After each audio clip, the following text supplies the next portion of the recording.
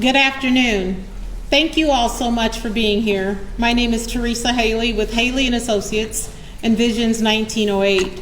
We are here today to simply provide some updates to you and to talk about the 1908 race riot. Today is the commemoration 116 years later. What's happening in Sangamon County? What's happening in Springfield? As you know, Springfield was the place that led to the start of the NAACP as we know it today because of that race riot. But at this time, I'd like to bring up Attorney Ben Crump to provide us with some updates. Attorney Crump. Yes, thank you, Ms. Haley. I want to make sure Mr. Wilburn can be seen here.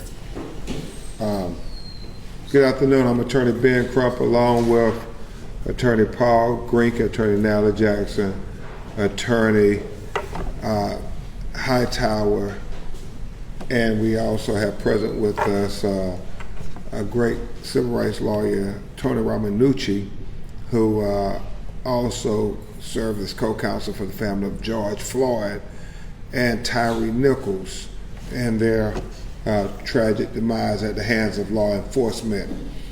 And we're going to talk about just a few things because it's still very emotional and a lot of things are going on right now. Number one, this is our first time responding. We got all your requests about the retirement of Sheriff Jack Campbell. And after I talked with you and Attorney Ramanucci talked with you, you will hear from Uncle Ray Massey, Donna's brother, Sonya's uncle, as well as her father, Mr. James Wilburn. Also present with us are Malachi and Summer, her children, who won't be talking about the sheriff's retirement or any of those things. And quite frankly, as we put in our statement, the family takes the sheriff's proclamation that he still is going to try to help heal the community. And as he told the family, or made statements before, that he wants to make sure that the Sonya Massey's family gets justice. The family wants to take him at his word that he will continue to help heal the community and help get justice for Sonya Massey. Also, there are questions, I guess, that have been asked about Sonya Massey's proposed legislation. I know Senator Turner had talked at a press conference before about trying to have a Sonya Massey law. We know that Governor Pritzker said that if there was good legislation presented to him in the name of Sonya Massey and the family approved, that he would be willing to sign. I just want to take a moment to thank Governor Pritzker for his leadership in this matter. He was very sensitive when he met with the family of Sonya Massey. He said that he wanted to make sure that there was justice and accountability for all citizens of the state of Illinois, and that Sonya Massey and her family will be no exception. And he has lived up to that commitment to the family of saying that we're going to keep pushing for justice and accountability. So we thank you, Governor Pritzker, and Lieutenant Governor, for demonstrating very effective leadership in the wake of this crisis. At this time, that legislation, what we talk about, is something that's going to be important, because it will not just affect Sonya Massey's family, but it will affect all the citizens. And I know Attorney Ramanucci and I helped work on the language for the George Floyd Justice and Policing Act that passed in several states, but is sitting in purgatory up at the United States Congress while we continue to see innocent American citizens killed unjustly. But that doesn't mean that we don't continue to make sure that we get progress at any step we can. So we're going to try to do that again in the name of Sonya Massey, and that hopefully will occur here in the state of Illinois, and hopefully it could go to the United States Congress and be integrated into the George Floyd Justice and Policing Act.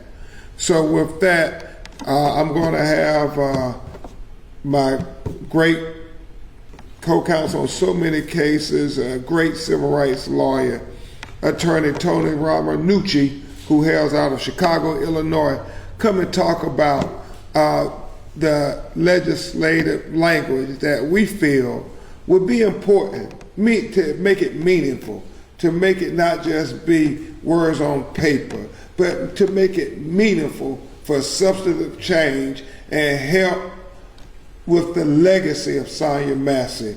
So I give you Attorney Tony Romanucci. Can you spell Romanucci? I will. I'll introduce myself. Full name is Antonio, A-N-T-O-N-I-O, Romanucci, R-O-M-A-N-U-C-C-I. And thank you, members of the press, and of course the Massey family, for your strength and courage in being here. And as Ben said, my dear friend and co-counsel on so many cases, what we've been doing is fighting a fight, an uphill battle for years. And it's shameful to say that Ben and I and other people around the country have not been successful in getting nationwide legislation passed that can save lives. So we're here today to say enough is enough, and we've been saying that, but now we have to stop the buck. And if we have to start with Illinois, we will start with Illinois. But as background, Illinois took some considerable steps a couple years ago when it passed the Safety Act.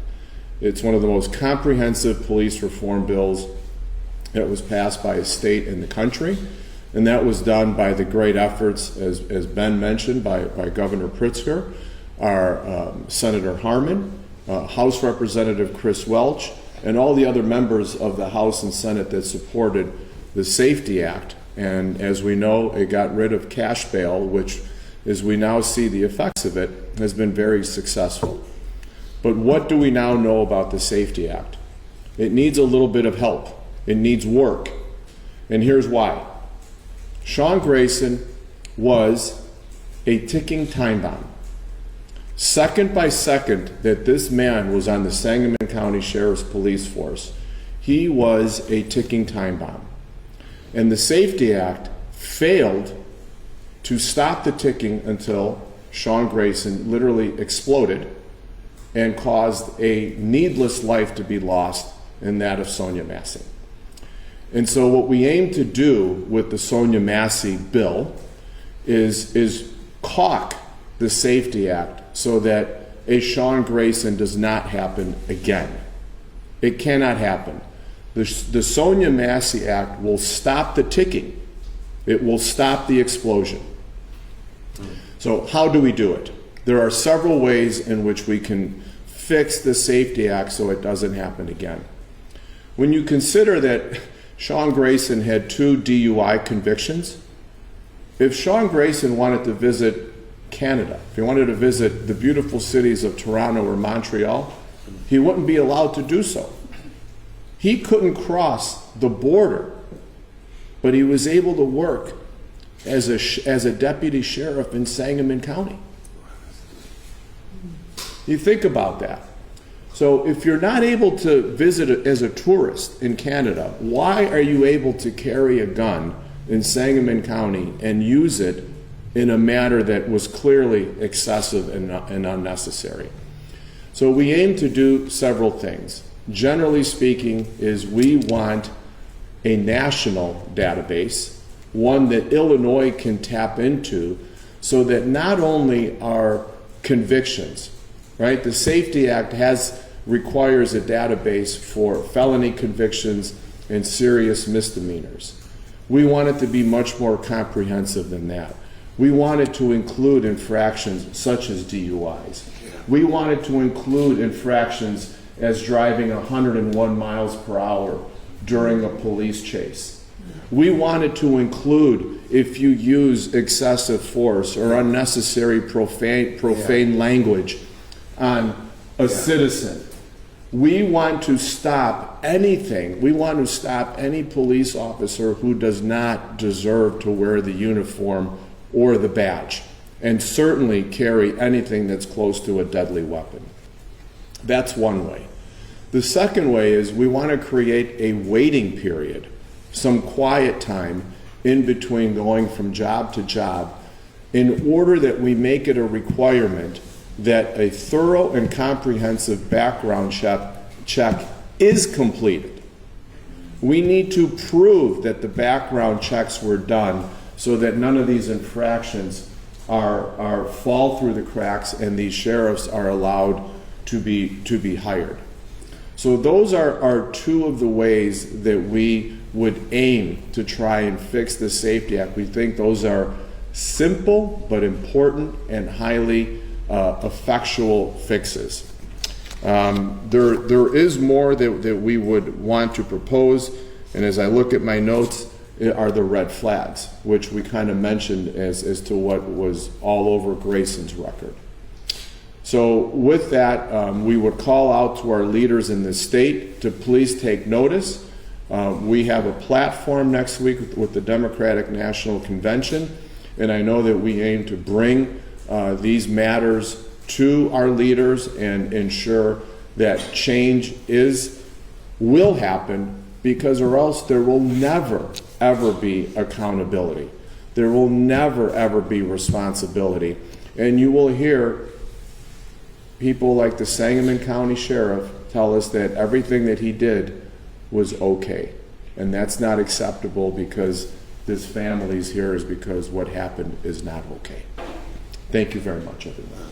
Thank you, Attorney Romanucci. And wouldn't it be great if Illinois could say, as the whole nation focuses in next week at the Democratic National Convention, that there's already a proposed bill for Sonya Massey, and that we want it to pass here in the state of Illinois and then pass in the United States Congress, so no other person has to suffer a tragic fate like Malachi Summers' mother had to suffer. Attorney Romanucci talked about the warning signs. We gotta catch the warning signs. I mean, we gotta catch the warning signs before they become homicides. That's what we gotta do. That's the reality. That's why we have to have accountability on the department level. I mean, the blood is on the hands of the system as well as Sean Grayson. And so we can do better, we must do better. At this time, you're going to hear from Mr. Raymond Massey, and we have Mr. James Weirburn here appearing on the Zoom, because this is a heartbreaking case. And I know we've said that many times, Attorney Romanucci, Sam, Teresa, but this truly is a heartbreaking case. Heartbreaking case. Because Mr. Weirburn, Sonya's father, who had a quadruple bypass surgery on his heart in 2022, had every intention of being here today, had every intention of being at the county commission meeting last night, had put in to be able to speak. But his doctors told him with the stress that he has diagnosed him as being under because of what happened with his daughter Sonya, that he said his heart is too weak.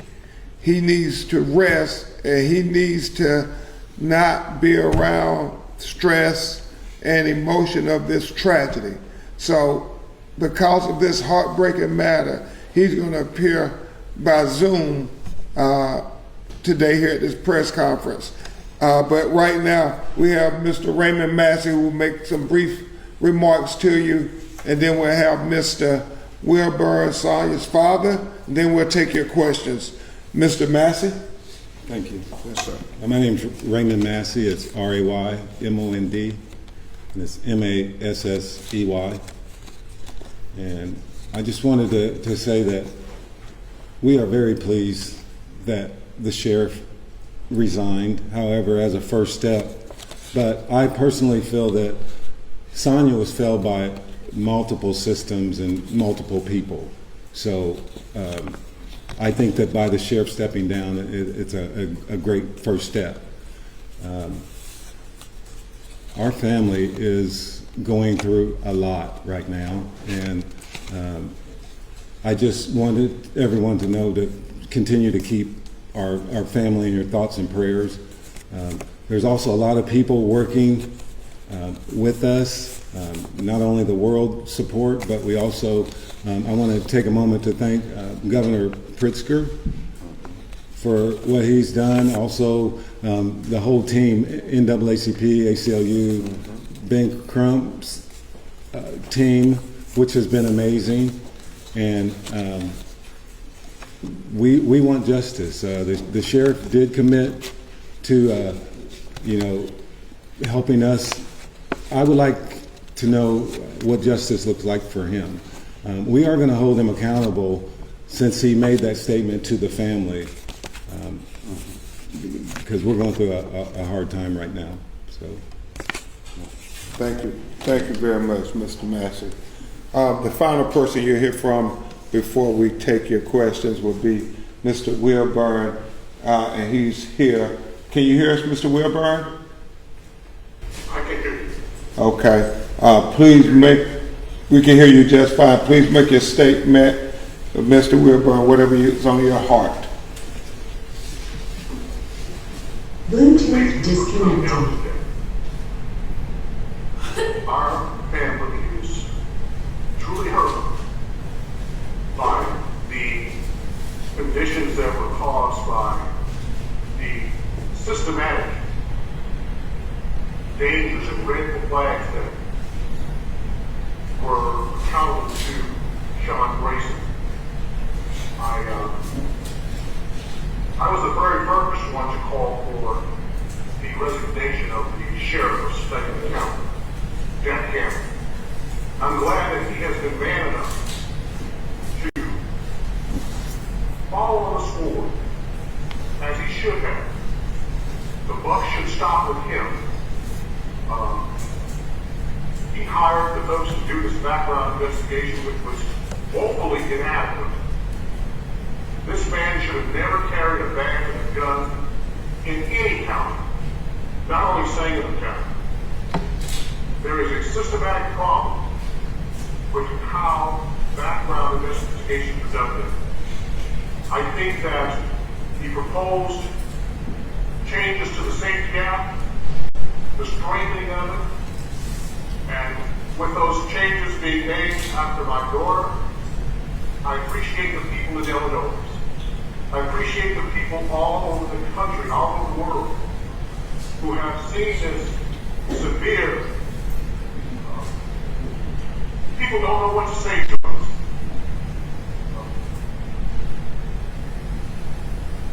My heart is truly broken. I had every intention of being there in person with you.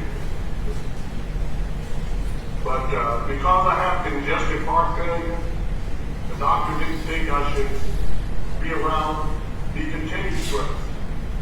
But yet the stress is here. Like I said, I'm joyful that the Bluetooth sheriff connected. did resign, as I called for in my daughter's homegoing service. We need to see complete justice here.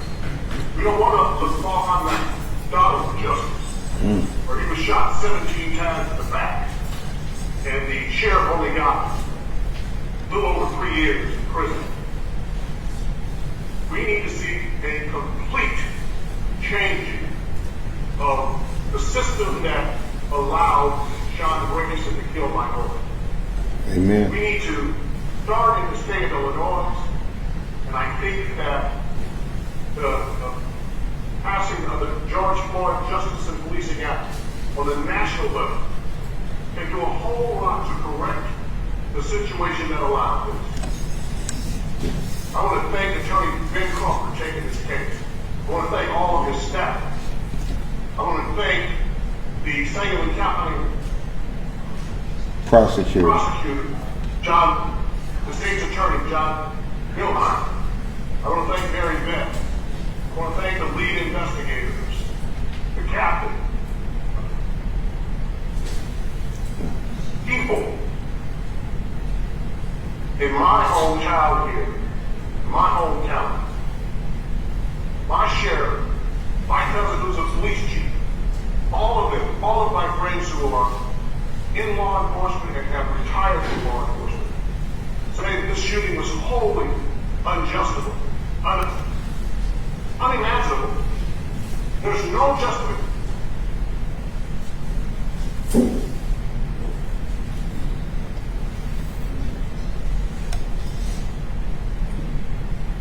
I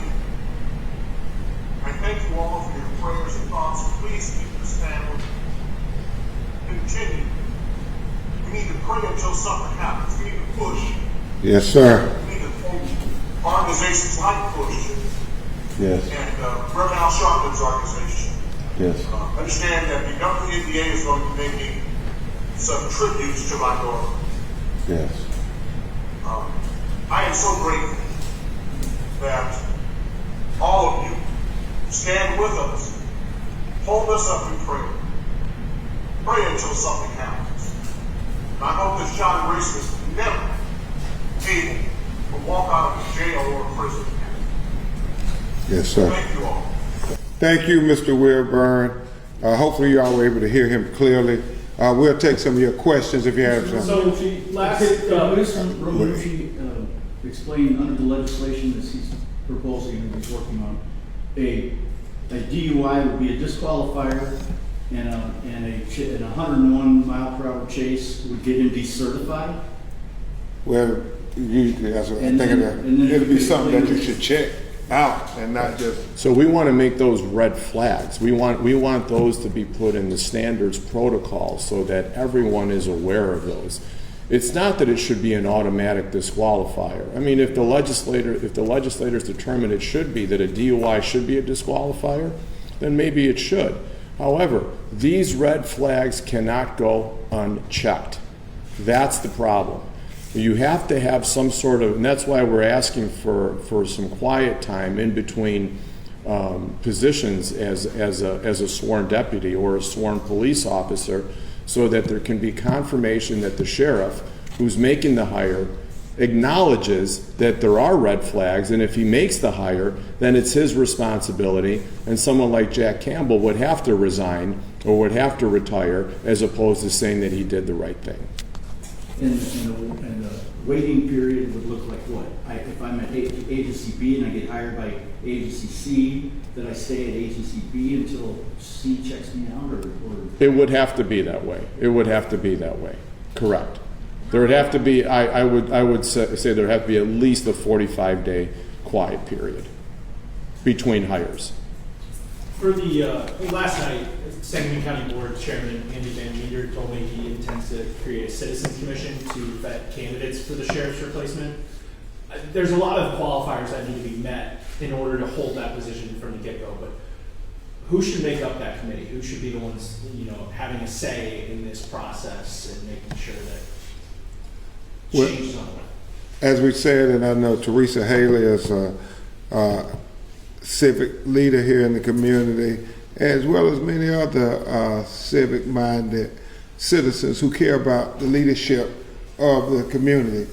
It comes down to the county commission and, most importantly, the citizens of Sangamon County to say who should be on this civilian review board or civilian committee to help say what are going to be the qualifiers for the person who's going to be the sheriff of Sangamon County, and how does that person commit to us that we won't have another Sonya Massey, that we won't have another person getting hired because red flags were missed and that warning signs were missed and that things fell in between the cracks. That, I guess, is going to be the legacy of Sonya Massey. And it starts with a citizen review board being able to chime in so it's not just business as usual. When I look at Malachi and Summer, it's not business as usual. Yes, sir. You may have heard, gotten wind of last night's meeting, about 3.5 hours of community speakers weighing in. Does that give you some sort of solace that there is that support in the community? And do you have any takeaway from what they might have said? Well, certainly the family, as Mr. Wilburn and Mr. Massey said, I think Malachi said at one of the press conferences, the family is very grateful for the support. They're very grateful for the community using their voice. I know there's going to be a rally tonight at Worcester Church, Pleasant Grove, at 6 p.m., a rally for justice where the community is going to come out and have their voices heard, as well as commemorate of the 1908 race riots that helped found the NAACP. But specifically to your question, it really is about getting full justice for Sonya Massey.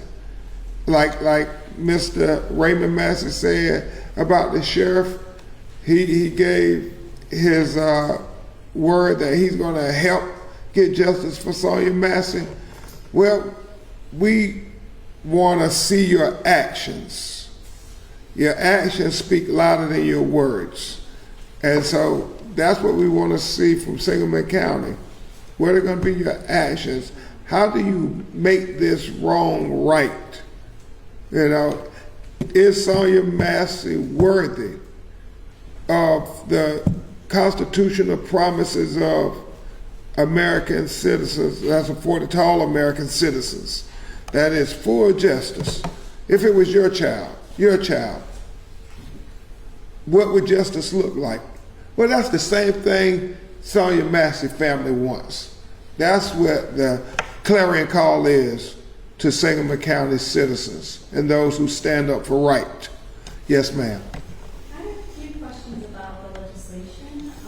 So with these infractions like DUIs and like high-speed chases, would they be reported to the database by the law enforcement agency, like the employer? Yes, they would be reported by the law enforcement agency, as we feel like all citizen complaints, administrative complaints, should be reported to the standardized database.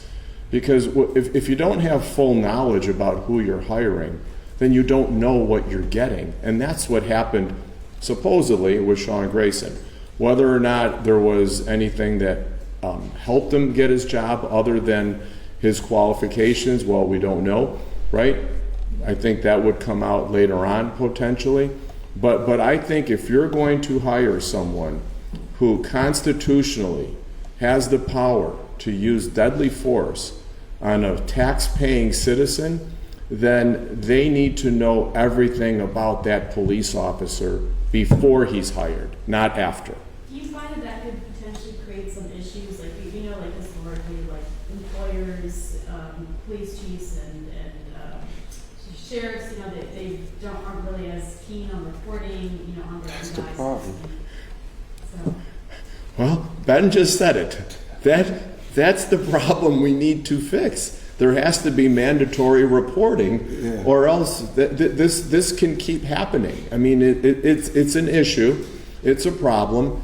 Illinois has been a great leader in reforms and progressive issues such as ensuring constitutional and good policing. It should continue that leadership by fixing this hole in the Safety Act. It took some time, and unfortunately it took a precious life to learn, but that's how we do it. If we don't fix it afterwards, then we're not doing our job. Is this public database accessible by the public?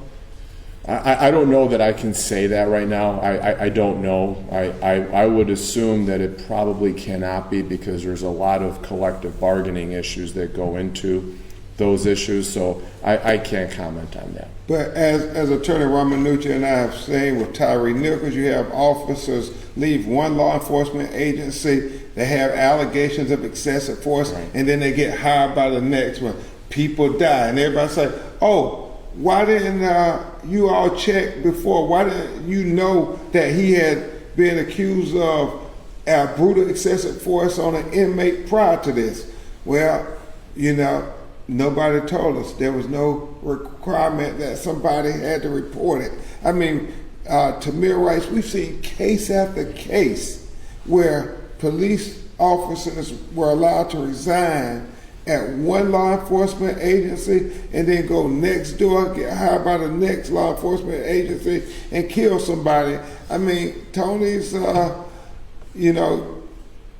metaphor of ticking time bomb is real.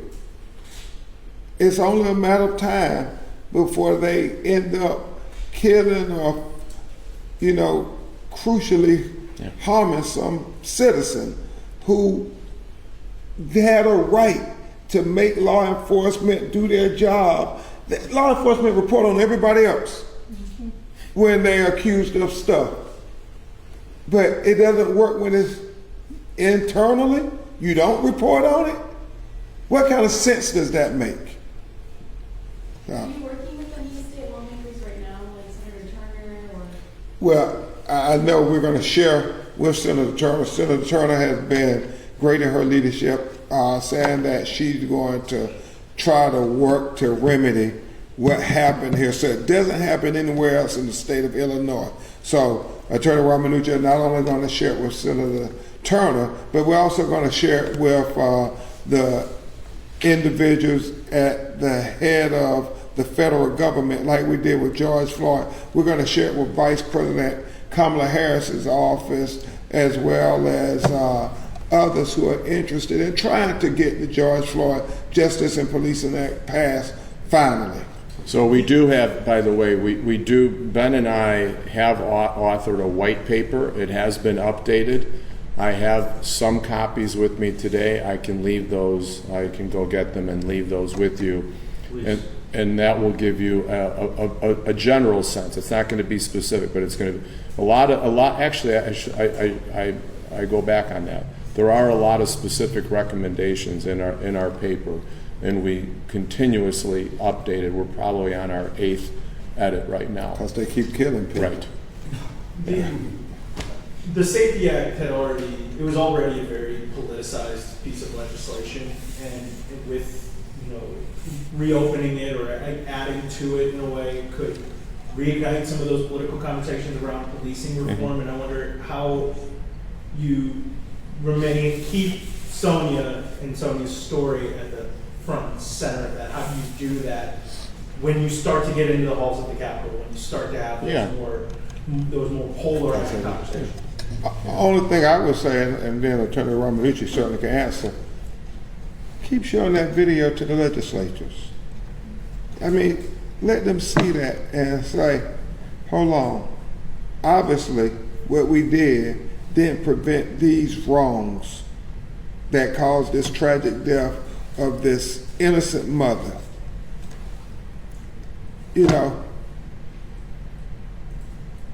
Sometimes we forget that the law is supposed to prevent things like Sonya Massey from happening. And when it fails to prevent that, then we have to do everything in our power to say never again. I'm sorry, Tony, you get emotional. No? Thank you. And I think that's a very fair question, because you know that up to the point where the safety bill was signed by Governor Pritzker, it was a Chicken Little world where the sky was going to fall as soon as this bill was going to be passed. And we've seen that hasn't happened. Right? In fact, I think the opposite has happened. We've seen crime in a lot of jurisdictions across Illinois actually go down. In my home county of Cook, a lot of the violent crime has gone down because of the no cash bail. So I think in terms of the comfort zone of people looking to make the Safety Act better, I think we're there. I think the sales job has already been done on the Safety Act because it speaks for itself. What's your agenda for the DNC, and do you have plans to meet with nominees, Harris or Waltz? Well, obviously, Vice President Harris has talked to the family at great length about it. I do understand that they're going to renew their cause for the George Floyd Justice Policing Act to be passed, and I fully expect Vice President Kamala Harris will say her name, Sonya Massey, during the Democratic National Convention. Are there any other questions?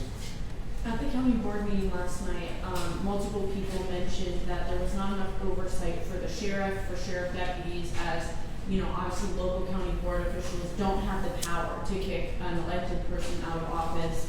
Do you think this is part of the problem, is that we're giving law enforcement officers too much power and not having enough checks and balances against their actions? Well, I do believe that's what the George Floyd Justice and Policing Act is trying to have instituted, accountability on every level. I think you have some great county commissioners who are raising the right questions to say, we don't want anybody else innocent blood on our hands while we were on our watch. And so we thank people like Sam and other county officials who have reached out to the family and say, we're so sorry that this happened, and we're going to do everything in our power to make sure it doesn't happen again. It's always about accountability, always. If there are no other questions, we will see you all tonight. We probably have some updates about this very issue tonight because we have some important meetings to go to now with the family. Thank you. Thank you.